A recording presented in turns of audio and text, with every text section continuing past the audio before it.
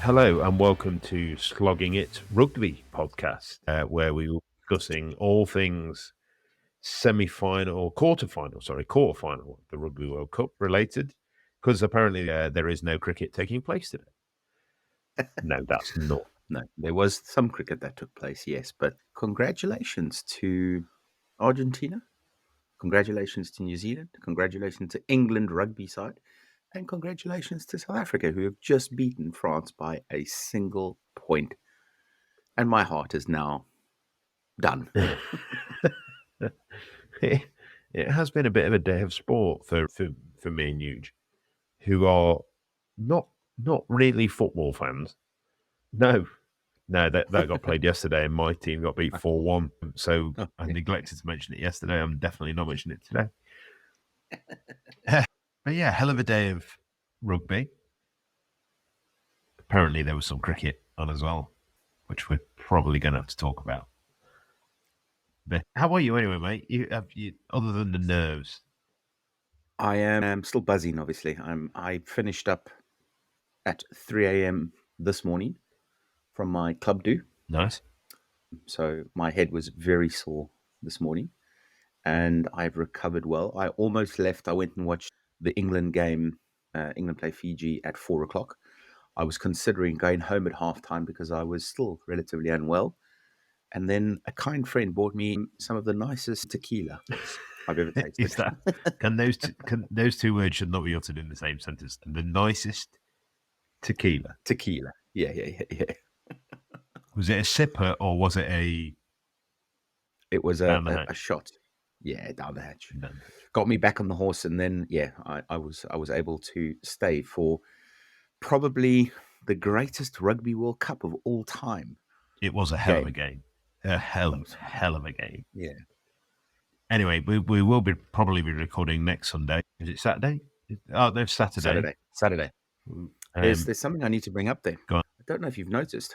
There might be some cricket being played on the same day that there's some rugby being played. And both teams are playing each other. So it is South Africa versus England in the cricket and South Africa versus England in the rugby. Jono's do a few then, isn't he? I'm gonna swerve that because I am not taking that level of ridicule from you when you beat us not only in the rugby but also in the cricket, judging by today's performances. Yeah, so 9:30 Saturday the 21st of October, England play South Africa, and then 8 o'clock in the evening, South Africa play England in the rugby. Cannot wait. Yeah, I'm probably going underground. You're busy washing your hair. No, I think I've got some pubic hair that needs trimming or something in there. So I have a question to ask you, Robbo. So we said that, Bangladesh, probably not the greatest side. You've given them a little bit of credit, but some credit. Bangladesh beat Afghanistan. And today, Afghanistan beat England. So talk us through that. Well, how do you feel? Well, for a start, they didn't beat us. They absolutely panned us. Poor. England were very, very poor, pretty much from ball one. The second time I've heard that in 3 games. Yeah. Although I don't actually mind it against New Zealand. I can't believe we won the toss and bowled. Genuinely. And a wicket that is, although I may have said yesterday, that would be the end of the game if England won the toss and bowled. I think when going back in and looking at the stats, in fact, I've got a lot of apologising to do. England were terrible. Afghanistan spinners were certainly excellent. They got off to an absolutely flying start. Whether that's because England were poor or Afghanistan were that good within England in the first innings, I don't know. I'd say it's probably a mix of both. I think England were very poor from the bits I saw. But then you saw as soon as the spinners came on and started regaining control for England, I knew we were in bother. Mm-hmm. Because if you've got Liam Livingstone and Joe Root almost like dominating with the ball, you are, when you come up against Rashid Khan, the other spinners that they've got, who are better bowlers than the England guys, you're going to be struggling. So Yeah. and I think they just acknowledged the conditions far quicker than we did, and then you saw they opened the bowling with the guy that bowls leg spinners and googlies, who's a very very good bowler, and has been picked up around the world in the T20 stuff. Yeah, remind me, he played for Middlesex for one season in the T20. So Yeah, very, very good bowler. He plays in the Big Bash. Yeah, he played in the Big Bash as well and did very well in that.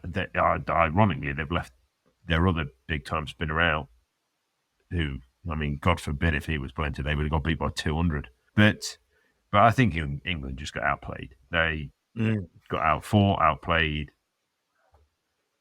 Josh Butler missed a stumping when the left-hander was on 20 odd, who ended up getting 58.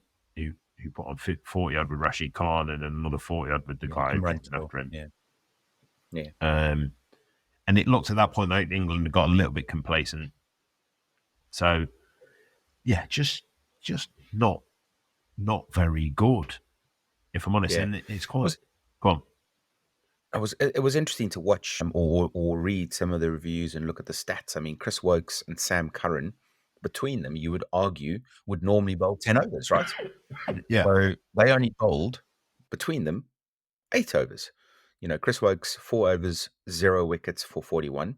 Sam Curran, 4 overs, 46, 0 wickets. You know, both going at over 10s. Very strange. Well, Sam Curran actually improved because his first 2 overs went with 27. Oh, okay. So, for some reason, they brought him back on at death, even though hindsight's the easy thing. I understand Sam Curran's got a decent success rate bowling at death in India and whatever. So it's on them thing. We said with Australia getting beat the other day, it's not the end of their tournament. England have lost 2 now. It's not the end of their tournament, but I think there's 2 sides there that we'd all said were in the top 3 at the start of the tournament, who you'd say have got the work cut out at this point when you look at how New Zealand are playing, how South Africa are playing, say India playing very, very well. You'd sort of argue now that England and Australia are fighting out for that 4th spot, certainly on what we've seen so far. Yeah, I mean, it's interesting to see the stats and look at it and try and review it. And as you say, it's a long tournament. Obviously, they play Sri Lanka tomorrow. They have to get on the horse. Looking at the log, they are played 2, lost 2, currently on 0 points. England have played 3, won 1 on 2 points. There's an opportunity for Australia and Sri Lanka for that matter, because Sri Lanka are in the same boat. It's I don't want to say do or die because it's a long tournament. They've still got Sri Lanka played 2, lost 2. Australia played 2, lost 2. Somebody's going to win tomorrow, unless it's a very unlikely tie, which would be something else we can talk about. But yeah, from my perspective, it's getting to the do or die stage for some of these teams that are starting to try and get into form and get to the semi-finals. India look very good. New Zealand look very good. South Africa good. And then there's, I suppose you could say, Pakistan and England and Australia are the next 3 that we would be talking about. But those guys need to start playing some decent cricket. I think the thing for me is you look at the India, for example, and South Africa and New Zealand. They've beaten another side of note. Whereas what you'd say about, Australia played 2, lost 2. I mean, to be fair, they played South Africa, didn't they? And got beat by them. I can't remember who their first game was against. India. So you'd say they've arguably played 2 of the form sides, but New Zealand have beaten England comfortably. They've beaten a side of note. England haven't won a game of note, really.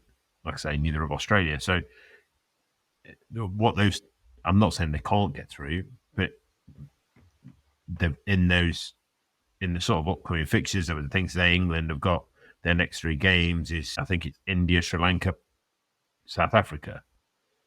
Yeah. England have to win 2 out of those.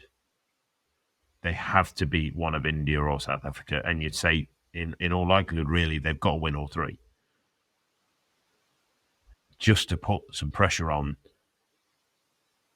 the sides above them. You'd say the same about Australia. Granted, Australia have got a series of minnows to play, so to speak, but those next 3 games for England are massive, absolutely massive. Very much so. You're going to say Ben Stokes is going to come back in, although the ironic thing is he's probably going to replace Harry Brook, Harry Brook looked comfortably our best player today, despite getting out bowled trying to pull a ball that hit about a third of the way on middle stump. So yeah, it was just generally disappointing from England today. There were bits in the field where I thought, look, Paul, we made the point about Australia the other day when it's a sign of a bit of a discontent in the camp when you're fielding and stuff goes to pot. Josh Butler taking the ball in front of the stumps when one was going to be a run out and stuff like this. And there was a few bits where it just didn't look quite right to me. Some pictures of the dugout where Matthew Mott. Yeah. I was going to say that, and I was going to want to say Moxham, and I know that's not right. Matthew Mott just didn't look as you'd have hoped he'd look. Like there was a feeling that you got from looking at him that was, I don't know what I can do here. I don't know what's going wrong, and that's maybe me being harsh, but me looking into it after a drubbing by a minnow. But and I probably should be still saying well played to Afghanistan because they got ahead of the game with their opening pair. They got themselves to a competitive score, and they did what they won a game in the only way they're going to win a game. Get a score on the board, chuck the ball to their 4 spinners, and go, right, ball team's out. Mm-hmm. And England didn't have a response. In all seriousness, England just didn't have a prayer. So, yeah. But the rugby, however... England won in the rugby. Let's go. Well, yeah, but I think if we could have a bet on how many we're going to get beat by next week, it'd be an interesting one. Are you talking about the cricket or the rugby? Either. I reckon 50% in both. Best case scenario in both games. If we get 200, South Africa are getting 300. If we get 20 points, South Africa are getting 30. And I reckon that's a good... I'd take that now. Let it be known, though, that South Africa was supposed to lose the World Cup final in 2019 and somehow beat England. England were the favourites going into that game. You know, rugby is a funny game, and I think there's an opportunity for England to do one on South Africa. I hope it doesn't happen for obvious reasons. Are we still talking about rugby? Yeah. I mean, have you watched the games of rugby today? I did. It was genuinely like watching. The difference was like going and watching Leicester Tigers against Bath, and then watching my rugby team play. and that's no disrespect. I love my rugby team. That we are an amateur rugby team, and I haven't played for 4 years. We had a good win yesterday. Well done to the lads against Newark Seconds. Like this is what I mean. Like it's like watching Nottingham Casuals. That game earlier today was like watching Nottingham Casuals against Newark Seconds, and then watching Leicester Tigers play Bath. That was the difference. Very good. In this sort of games. It was I can't see it happening. But what's the game tomorrow, Eugene? The World Cup game tomorrow. So it is Australia versus Sri Lanka. What are your thoughts on that? I mean, I think that Australia will get back on the horse. I mean, Sri Lanka look very good. You know, they're beaten by 2 very good teams so far. But from my perspective, I think the Aussies need to bounce back. So yeah, I'm going for Australia to win comfortably. I don't disagree necessarily. I think for the World Cup, it needs an Australia team playing well to come into that back end of it. Yeah. Although they have played against. This way, if Australia lose, Qantas Air can pick up the Australian cricket team and the rugby team at the same time. No, they might just do one straight from Heathrow. The rugby team are probably currently in the middle of London, so they can just do Heathrow, Kuala Lumpur, get the rugby team, and then exactly. Off you go. Travis Head never made it to India. No, he didn't. Yeah, cool. Is it me and you again tomorrow? One more day. One more day. There's a song in there somewhere. Is that One Day Like This? I look forward to hearing that song that you're going to sing us tomorrow. I will do my best to think of one. But yeah, so no rugby tomorrow. So it will unfortunately all be about cricket. That's a shame. Thank you for listening to the quarterfinal rugby pod from Slogging It.